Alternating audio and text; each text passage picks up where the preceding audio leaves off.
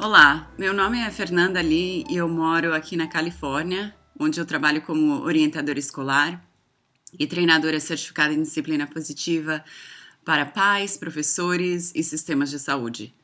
Hoje eu vou dividir com vocês o método de disciplina que mudou completamente a minha vida. É chamado Disciplina Positiva. Bem, Disciplina Positiva é um programa baseado no trabalho de Alfred Adler e Rudolf Dreikurs. E na série de livros Disciplina Positiva da autora doutora Jane Nielsen, que escreveu com diversos outros autores, os quais estão na lista de livros mais vendidos nos Estados Unidos. Quando eu falo programa de disciplina positiva, ao invés de pensar em algo como um passo a passo de técnicas, entende-se mais que disciplina positiva é uma filosofia, um convite para enxergar a relação entre pais e filhos, entre professores e alunos, entre casais, entre empregado e patrão. Hoje, especificamente, vou enfatizar a relação entre os pais e os filhos, em que a disciplina positiva ajuda as crianças e adolescentes a se tornarem membros responsáveis, respeitosos e contribuintes da nossa sociedade. Essa disciplina, ela ensina habilidades de vida e habilidades sociais de maneira muito respeitosa e encorajadora, tanto para os adultos quanto para as crianças. A doutora Jane Nielsen, ela tem sido a minha mentora e uma querida amiga, queridíssima, e também ela mora aqui na Califórnia. Então vamos começar com a seguinte pergunta: você gosta de ser mãe ou pai? Não é o máximo? Mas às vezes dá vontade de sair andando e fingir que o filho não é seu? Vamos cair na real. Eu sou mãe de 2 filhos super ativos, cheios de energia. E eu gostaria de falar que eu não sou uma mãe perfeita, mesmo assim que eu trabalho com disciplina positiva há muitos anos. Nem a própria doutora Jane Nielsen, fundadora da Associação de Disciplina Positiva, autora de mais de 20 livros em desenvolvimento infantil, mãe de 7 filhos, 22 netos e 10 bisnetos. Você acha que a esse ponto ela é perfeita? Não, isso nunca vai acontecer. Um dos lemas de Alfred Adler e Rudolf Dreikurs é: tenha a coragem de ser imperfeito. E eu digo isso porque percebo que depois que os pais escutam especialistas falando sobre o desenvolvimento infantil, muitos pais saem pensando que são culpados por terem cometido tantos erros ao criar os seus filhos. Então, ao invés de se sentirem culpados, seria mais útil pensar em ganhar consciência ao invés de perfeição. Uma das nossas ferramentas é: erros são ótimas oportunidades de aprendizagem, e não só para nós, para nossos filhos também. E quando criamos essa atmosfera, é muito encorajador e muito motivador. Na verdade, foram os problemas que eu estava tendo com meus próprios filhos que me atraiu buscar algo mais efetivo. Daí eu percebi que quando eu estava aprendendo e aplicando a disciplina positiva, as coisas andavam muito bem em casa, mesmo assim que nem sempre davam certo. Mas quando eu não estava aplicando a disciplina positiva, as situações saíam do trilho rapidinho. Daí eu tinha que voltar, aplicar o que eu aprendi, consertar os erros e fazer as coisas às vezes até melhor do que elas eram antes. Às vezes a gente tem que pedir desculpa para os nossos filhos, e eu descobri que eles são criaturas assim com alto poder de perdão. Então as crianças, elas aprendem com o nosso exemplo, que é aceitável errar, nós podemos consertar os nossos erros e seguir com a vida leve. Vamos entender um pouco de história antes de eu dividir algumas ferramentas práticas. Alfred Adler era um judeu que vivia em Viena na época nazista. Ele teve que sair do seu próprio país porque naquela época ele acreditava na filosofia que todos têm direitos iguais à dignidade e ao respeito. Bem, ele morreu em 1937, quando essa ideia de igualdade não era nem um pouco popular. Aliás, quem consegue se lembrar quando na nossa geração, a geração dos nossos pais ou avós, eles tinham uma sociedade mais vertical, ou seja, um superior acima do inferior, acima de uma pessoa mais inferior. Por exemplo, você se lembra quando as mães obedeciam fielmente aos pais? Ou pelo menos davam a impressão de que estavam obedecendo? Você se lembra quando haviam sindicatos e o empregado tinha que obedecer o patrão, senão ele seria despedido? Você se lembra quando haviam alunos que se sentavam em carteiras enfileiradas e eram subservientes aos professores? Acho que todos nós podemos lembrar desses dias. Então, Quantos de vocês estão dispostos a voltar a essa época e ser subserviente para dar o exemplo de como as coisas são feitas para o nosso filho? Quem de vocês gostaria que o seu filho tivesse uma atitude subserviente para que eles pudessem fazer o que são mandados? Acho que nenhum de nós. O que queremos é igualdade de direito à dignidade e ao respeito. E Adler, ele estava falando sobre essa igualdade. Mas isso significa que as crianças têm o mesmo direito que os adultos? Absolutamente não. Isso significa que as crianças têm direito à dignidade e ao respeito, assim como qualquer outra pessoa. Porque não é nada respeitoso permitir também que as crianças façam o que querem. Nós precisamos impor limites e dar liberdade, mas com dignidade e respeito. Rudolf Dreikurs disse uma frase muito interessante. Ele falou: uma criança precisa de encorajamento assim como uma planta precisa de água. E a palavra encorajamento ela é muito usada em disciplina positiva porque encorajamento vem do latim cor, que significa coração. E encorajar é permitir que o outro se realize no potencial da sua essência. Então, encorajar é dar oportunidade para a criança desenvolver as percepções de que eu sou capaz e eu uso o meu poder pessoal de maneira útil para melhorar a minha vida e a vida das pessoas à minha volta. Eu gostaria de mostrar para vocês um quadrinho do Calvin Hobbes. O Calvin chega para o pai e fala: aqui, pai, eu gostaria que você assinasse esse documento e reconhecesse firma em cartório. Aí o pai lê: eu, intitulado pai, atesto que nunca fui pai antes e, portanto, como não tenho experiência nesse trabalho, sou responsável pelos meus erros e concordo em pagar em perpetuidade por todo e qualquer aconselhamento ou terapia que o Calvin necessitará como resultado da minha falta de aptidão paterna. Daí você vê o Calvin sentado na cama dele falando: eu não vejo como você pode ter um filho sem assinar um desses documentos. Bem, uma das razões que a gente pode dar risada desses quadrinhos é porque é verdade. Qual é o trabalho mais importante do mundo? É criar os filhos. E qual é o trabalho que a gente menos tem em treinamento? Criar os filhos. Todos nós sabemos o quanto importante ter treinamento é na vida, ou ter educação. Para realizar um trabalho, seja lá ser cirurgião cerebral ou ser pedreiro, nós precisamos de um certo treinamento, ou um treinamento aprofundado. Mas quando chega a hora de criar os filhos, constantemente eu escuto: não me diga o que fazer, eu não preciso de treinamento para isso. Se eu tiver a capacidade de ter um filho, eu tenho a capacidade de criá-lo. Bom, mas essa não é a nossa versão aqui, porque todos nós estamos nesse simpósio e queremos aprender coisas novas e melhorar a nossa aptidão paterna e materna. Bom, uma das minhas histórias favoritas é a que a doutora Jane Nilsson conta que quando ela estava no último semestre da faculdade, o professor disse que a turma não iria aprender um monte de teorias de psicologia, mas apenas uma, chamada de psicologia adleriana, que incluía ferramentas práticas para que as crianças aprendessem autodisciplina, responsabilidade, cooperação e resolução de problemas. E ela estava muito esperançosa, apesar de ser um pouco cética, se realmente aquilo iria ajudar. Como a doutora Jane Nilsson tem 7 filhos, alguns deles foram criados antes dela aprender essas teorias, outros foram criados durante e outros foram criados depois que ela desenvolveu a disciplina positiva. E ela diz que nunca é tarde para começar a aprender. A disciplina positiva tem conceitos que são revolucionários. Na verdade, uma quebra de paradigma. Por exemplo, como você se sente ao ouvir que não acreditamos em punição? Nunca. Punição não funciona. Aliás, ela funciona, mas na hora, imediatamente, se você quer que uma criança pare de se comportar mal, naquele momento você pune a criança, ela vai parar. Mas ela não para porque ela entende que aquilo que ela está fazendo é algo que incomoda alguém ou ela está pensando nos outros. Ela para porque ela tem medo do que vai acontecer com ela. Ela tem medo da segurança dela, ela tem medo da sobrevivência dela, ela tem medo de perder o seu amor. Então ela para porque ela tem medo.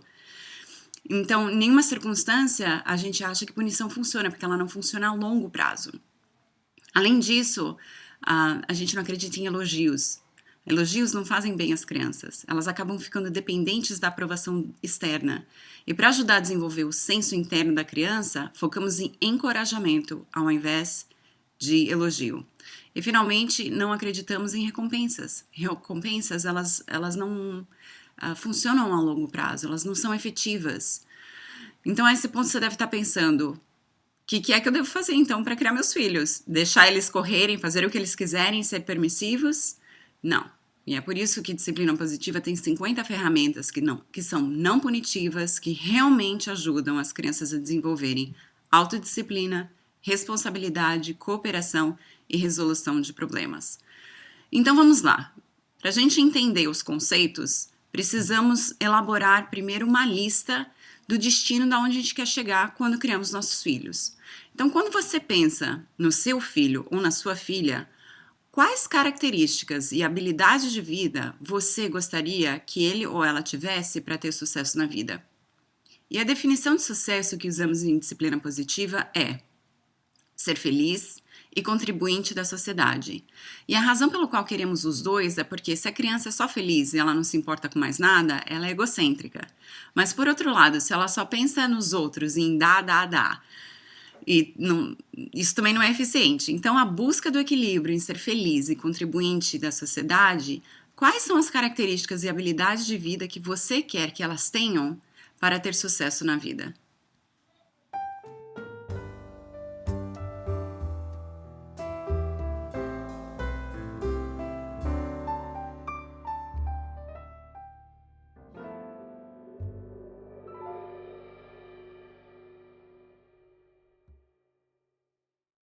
Se você já pensou em algumas das características e habilidades de vida, aqui vão algumas das outras respostas que os participantes de treinamentos e workshops que eu dei responderam.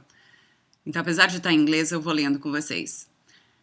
Então, aqui está autoestima, responsabilidade, gentileza, honestidade, compaixão, respeito, senso de humor, automotivação, liderança, habilidades sociais, ter bons modos, ser uma criança que tem autodisciplina e que acredita na sua própria capacidade, autoconfiança, coragem, desejo em cooperar, tenha boas habilidades de comunicação, seja uma boa solucionadora de problemas,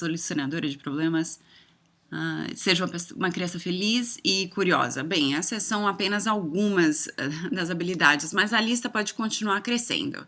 Não importa onde eu vou, a lista é a mesma, é muito similar. Nós chegamos a qualidades e características de vida muito parecidas. Queremos as mesmas coisas para os nossos filhos.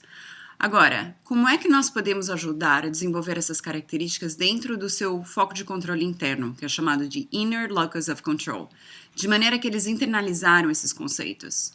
Então, essa lista é o destino onde queremos chegar. Agora, esse simpósio vai te ajudar no como chegar lá. Segunda coisa que eu gostaria que vocês fizessem é criar uma segunda lista para elaborar uma lista de desafios de comportamentos que vivenciamos dentro de casa ou na escola.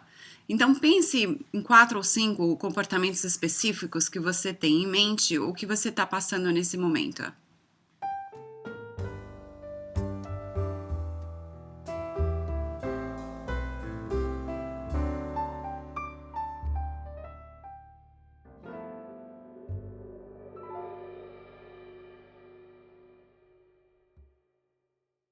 Agora que você já teve tempo de pensar em alguns desafios que você está passando com seus filhos, deixa eu dividir a lista que eu criei com outras pessoas enquanto estava dando o workshop aqui no Brasil e nos Estados Unidos.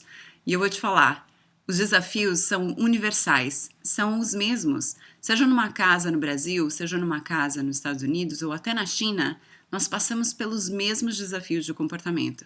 Então aqui vão alguns deles. A criança que tem um temperamento forte, que dá chilique, que não escuta, que é difícil acordar de manhã e depois é difícil colocar a noite na cama. A criança que retruca, que bate, que machuca, tanto verbalmente quanto fisicamente. Criança que morde, que humilha, que choraminga, que mente, interrompe o tempo inteiro, não consegue sentar para fazer a lição ou então tem baixa autoestima. Bem, agora é o momento que em disciplina positiva nós damos uma boa notícia. Pense o seguinte, que esses desafios de comportamento, na verdade, eles criam oportunidades para as crianças desenvolverem as características e habilidades de vida que queremos para eles. Essa é uma grande mudança de paradigma, porque ao invés de você pensar, nossa, agora meu filho está se comportando mal, ou eu fiz alguma coisa, ou meu filho não vai aprender nunca, eu gostaria que vocês pensassem e fizessem até um teste em casa de mudar a mentalidade e pensar que nesse momento que a criança está se comportando mal, é uma ótima oportunidade para ajudar os seus filhos a desenvolverem as características que você almeja para eles. É uma maneira bem diferente de olhar a situação, não é mesmo? Agora que nós criamos duas listas, é como se a gente tivesse criado um GPS, um mapa para nos ajudar nessa jornada de criar os filhos. Então a gente começa nos desafios aonde estamos agora e caminhamos em direção aonde queremos chegar nas características e qualidades de vida. Agora, o que você acha quando eu pergunto para os pais quais são os métodos de disciplina que você já usou para conseguir fazer eles saírem dos desafios e chegarem nas qualidades de vida? O que você acha que os pais responderam? O que eles já tentaram? Bem, eu tenho aqui uma lista em inglês, mas eu vou traduzindo. O que é que os pais e os professores, na verdade, até já tentaram fazer para disciplinar as crianças? Então aqui tem bater, gritar, ameaçar, punir, colocar num time-out, dar aquela pausa onde isola a criança, colocar na cadeira da criança mal comportada, tirar todos os privilégios, dar sermão, falar, eu já te falei 100 vezes, falar que não vai te amar mais, ou então elogiar outra criança para que aquela criança que está fazendo errado se sentir mal e conseguir fazer melhor, dar recompensas, super proteger, resgatar, desistir. E quando os pais e os professores eles fazem isso, na verdade eles estão ensinando para a criança que quando ela bate, tá tudo bem bater no outro. E quando ela grita, a criança, para se proteger, ela se dissocia do que o adulto está falando, ela se desliga. Então, cada tipo de disciplina que a gente usa tem uma certa reação, a criança vai reagir de uma certa maneira. Então, se você quiser que a criança reaja de uma maneira que ela aprenda internamente as qualidades e características que queremos, não podemos usar esses métodos de disciplina que são punitivos. Então, em disciplina positiva, nós temos 50 ferramentas e todas elas respeitam 5 critérios para uma disciplina efetiva. Aqui estão 5 perguntas. A primeira delas, é respeitoso? Não é interessante perceber que, quando fizemos a lista de características e habilidades de vida, uma das primeiras qualidades que queremos para os nossos filhos é que eles sejam respeitosos. Mas quantas vezes nós somos desrespeitosos com eles? Como eles vão aprender respeito se nós estamos sendo exemplo de desrespeito? A gente não pensa sobre isso, não é? Mas nós precisamos ser modelo para que eles possam aprender a ser respeitosos. A segunda pergunta é: isso ajuda a criança a sentir um senso de aceitação e importância? Você sabia que esse é o objetivo principal de todas as pessoas, especialmente de crianças? Essa necessidade de se sentir aceita e de se sentir importante. Você acha que quando a criança é punida, ela pensa, uau, isso é tão bom, eu sinto que eu pertenço, eu sou super importante agora? Eu acho que não.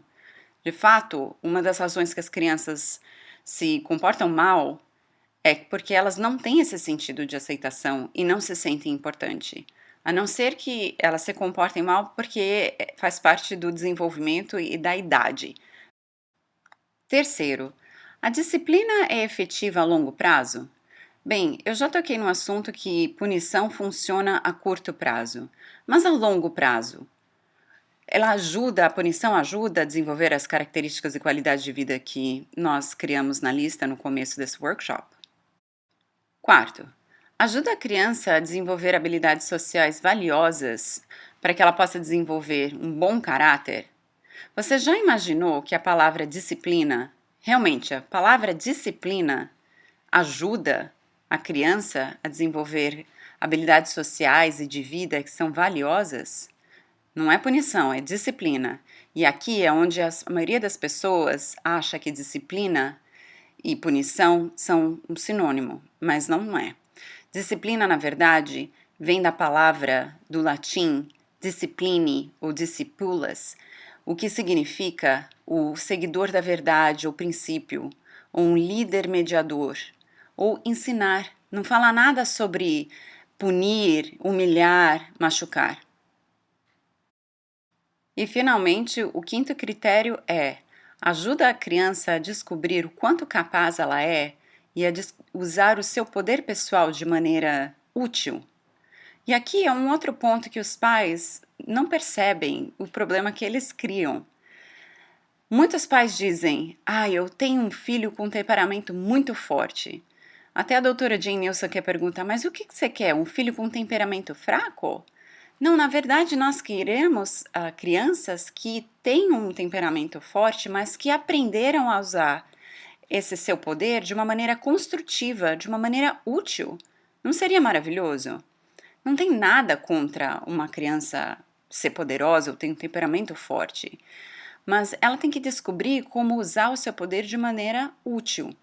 Porém, as crianças acabam usando o seu temperamento forte de maneira destrutiva, porque muitas das coisas que nós fazemos para os nossos filhos, até as coisas pequenas como vai escovar o dente, vai fazer isso, vai fazer aquilo, ele tira o poder da criança, ou o senso de poder da criança, e ela começa a agir de uma forma desafiadora. Agora, em disciplina positiva, você aprende maneiras para convidar a criança a fazer o que ela deve fazer, porque ela ainda tem que escovar o dente, ela ainda precisa ir para a escola, precisa ir para a cama.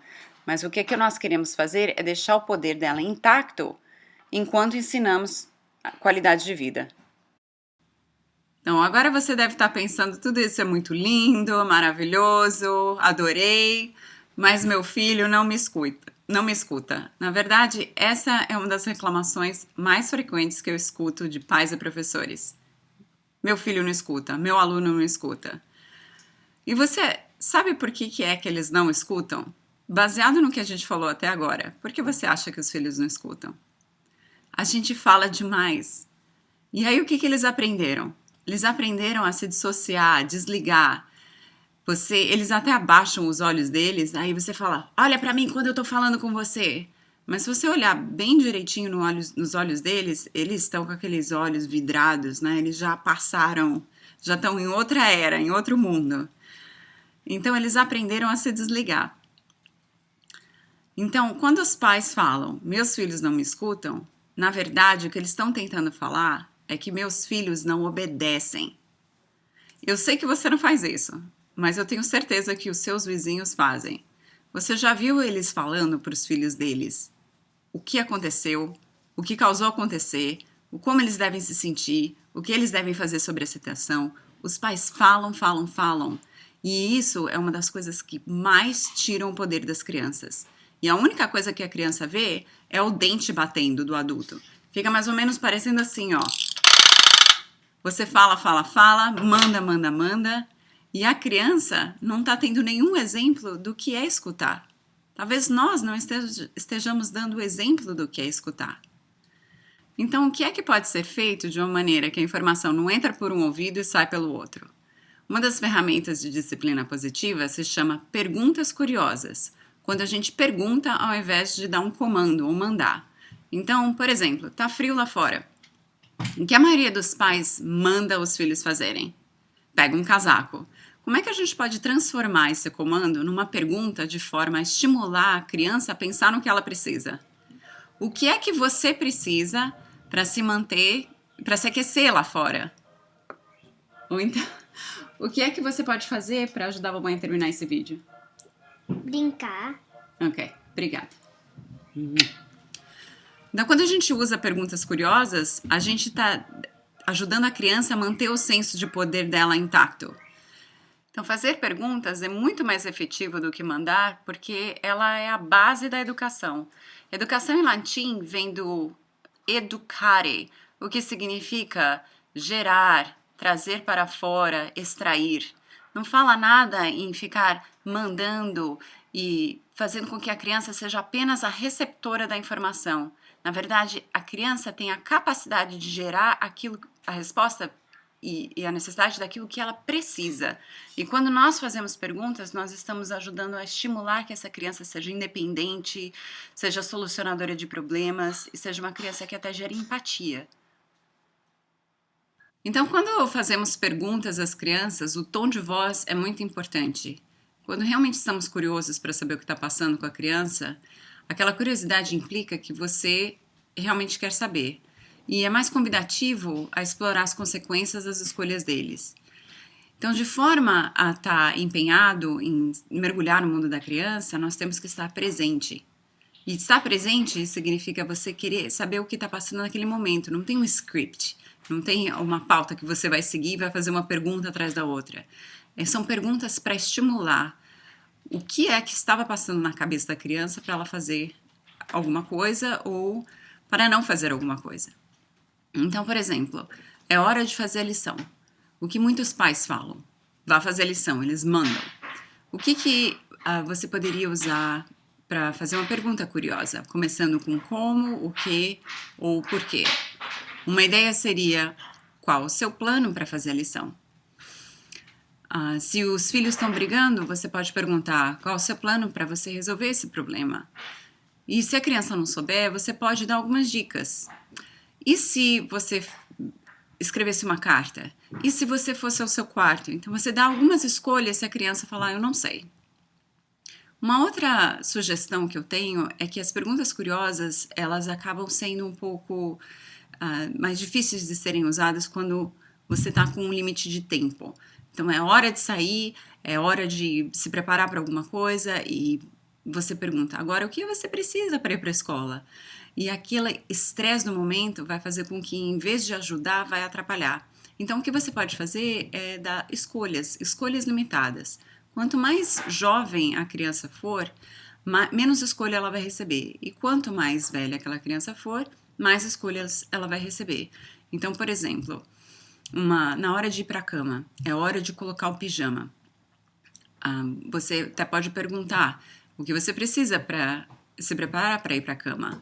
Mas se é uma questão de que a criança precisa ir para a cama agora, porque esse é o momento, é a hora dela ir para a cama, você pode perguntar, você quer usar o seu pijama azul ou verde? Você escolhe.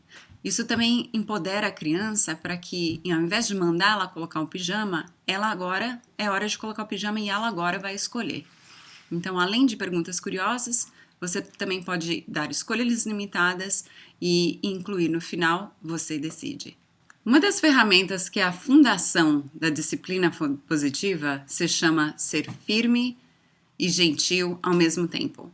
E se é uma coisa que eu pudesse voltar para trás e fazer tudo de novo, seria ser mais gentil e firme ao mesmo tempo.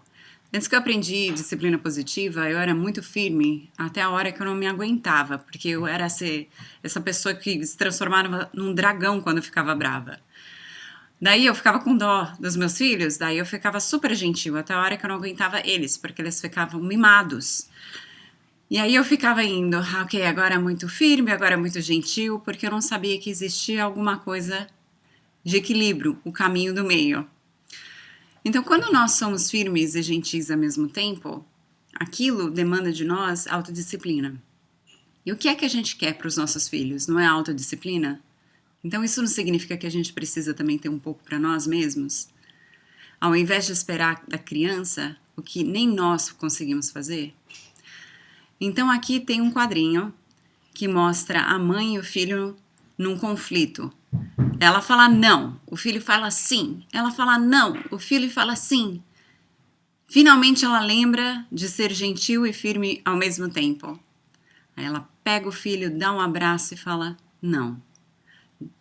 Aí o menino, no próximo quadrinho, está sentado falando, um abraço com a resposta não é justo.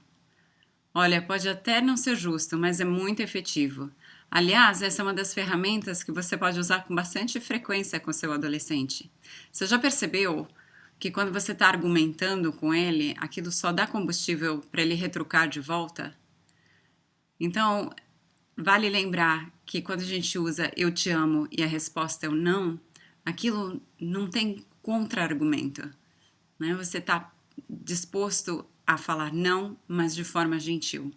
Aliás, um dos maiores erros que eu vejo, especialmente quando a gente começa a disciplina positiva, é que a gente vê que a gente não quer usar punição. Mas aí a gente vai para o outro extremo. E aí a gente fica super gentil. A gente agrada, super protege, resgata, gerencia os micros detalhes. E a gente acha que precisa providenciar tudo para os nossos filhos. Mas isso também é muito desrespeitoso, porque a criança não aprende a exercitar o músculo da frustração. Eles não aprendem a ser resilientes. Eles não aprendem a navegar os altos e baixos da vida. Eles não aprendem que eles podem gerenciar desapontamento. Isso não está ajudando as crianças. Então agora nós vamos passar por uma parte para entender a lição sobre o cérebro. O que eu falei até agora faz sentido para você? Então por que é tão difícil ser firme e gentil o tempo todo? Tem uma expressão em inglês que diz Parents have buttons. Os pais têm botões. E adivinha quem sabe onde está o seu botão emocional e como ativá-lo? E sabe o que acontece quando o seu botão é apertado?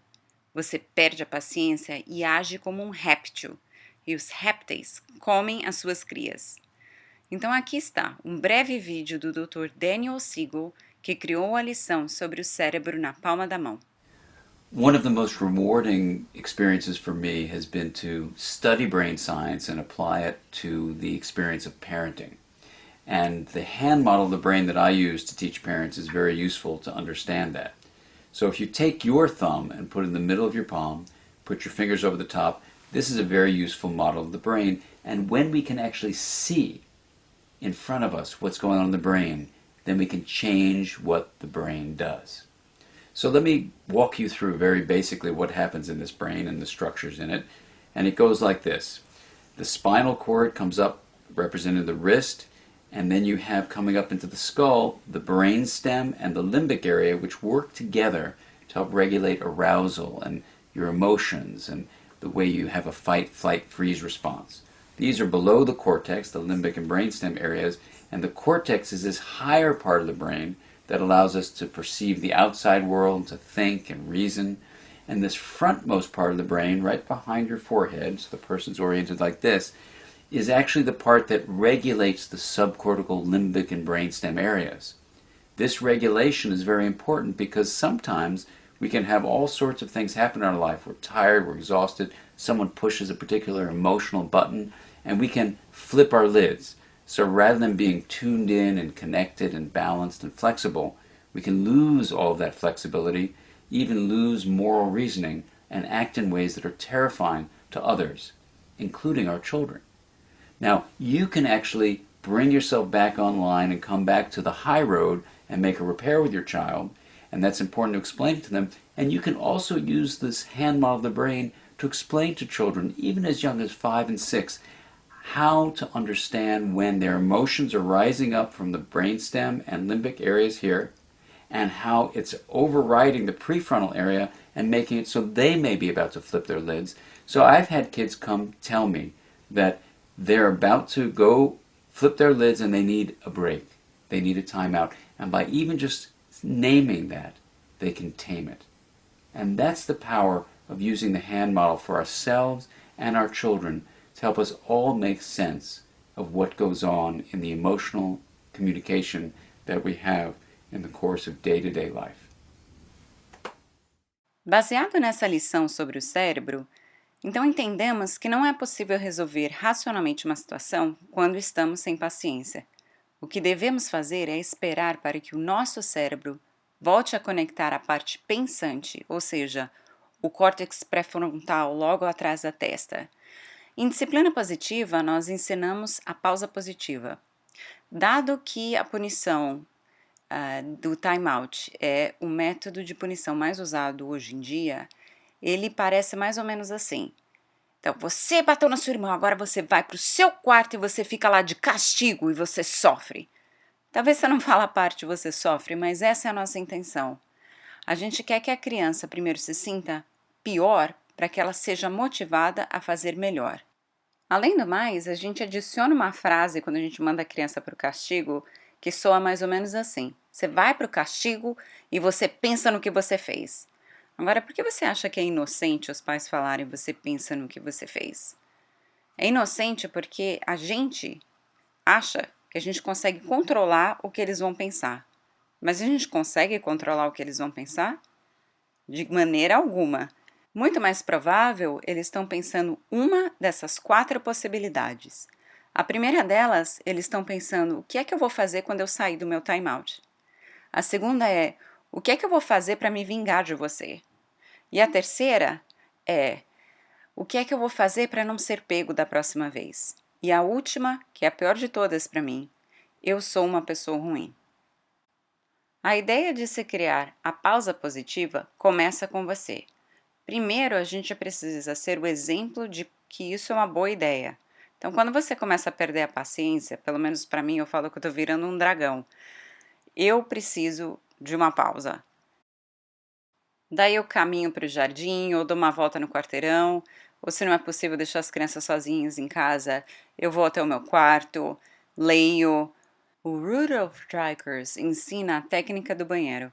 Quando você vai escovar o dente, tomar um banho, volta com a cabeça mais fresca para lidar com a situação. Depois você ensina para o seu filho a lição do cérebro na palma da mão. E você pergunta a ele: quando você se sente com raiva ou chateado, que lugar na casa você poderia ir para você poder esfriar a cabeça? Como esse lugar pareceria? O que teria nesse lugar? Teria almofada, teria o seu ursinho de pelúcia, teria música. Ou seja, você cria esse espaço com o seu filho. Agora é muito importante que o seu filho nomeie esse espaço com um nome diferente de time out ou cantinho do castigo. Ele tem um nome especial, um nome só dele, pode ser o canto da paz ou o lugar da respiração. Daí vai chegar um belo dia que o seu filho perdeu a paciência. Ao invés de você mandar ele para o canto da paz, você pergunta para ele: você acha que te ajudaria agora ir ao canto da paz? Aí ele pode falar assim: não vai me ajudar em nada. Então você fala: então eu vou para o meu canto da paz. Então você está sendo um modelo de como usar esse espaço e permitindo que a criança olhe você como exemplo. Uma outra ideia é dar escolhas. Você perguntaria: o que te ajudaria mais agora? Você ir para o seu canto da paz ou colocar o assunto na pauta da família? Ou então perguntar: ir para o seu canto da paz ou girar a roda de escolhas, que é uma outra ferramenta em disciplina positiva?